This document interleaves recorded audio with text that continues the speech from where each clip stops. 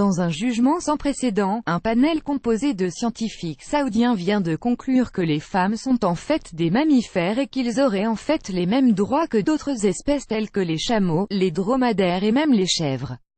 Le verdict, qui est tombé seulement quelques heures avant la Journée internationale de la femme, est considéré comme historique, selon certains experts et groupes de défense des droits de la femme. C'est un grand pas en avant pour toutes les femmes de l'Arabie Saoudite, conclut Colette Turcotte, porte-parole de Femmes Libération Action. Ça peut sembler trop peu, trop tard, mais on est parti de très loin, explique-t-elle, visiblement enthousiaste.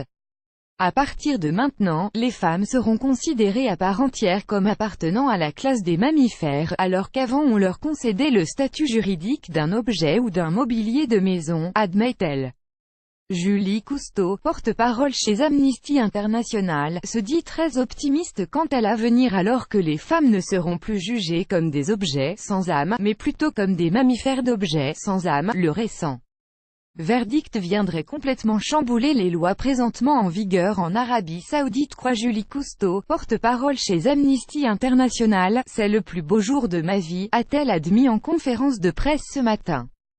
Enfin, les femmes ne seront plus considérées comme des objets sans âme, mais plutôt comme des mammifères, avec les mêmes droits que d'autres animaux de leur espèce tels que les dromadaires et les chèvres, lance-t-elle, visiblement émue.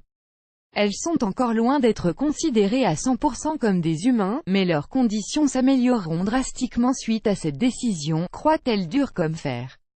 Un verdict sans précédent. Le verdict, qui est tombé comme une tonne de briques sur l'État saoudien, n'a clairement pas fait l'unanimité des autorités religieuses et de l'élite politique, constatent les experts. Ça risque de créer d'importants remous du côté de l'aspect légal et juridique des choses, commente l'analyste politique spécialisé au Moyen-Orient, Julien Poirot.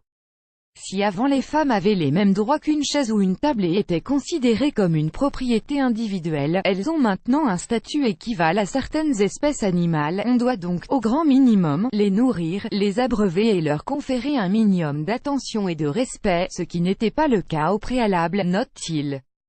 Selon le panel d'experts qui a tranché sur la question, la femme serait dépourvue d'une âme, mais aurait toutefois des qualités communes aux mammifères, ce qui expliquerait leur capacité à procréer et à allaiter, et qu'elle soit dotée d'une colonne vertébrale, ont conclu les experts lors de cette décision historique.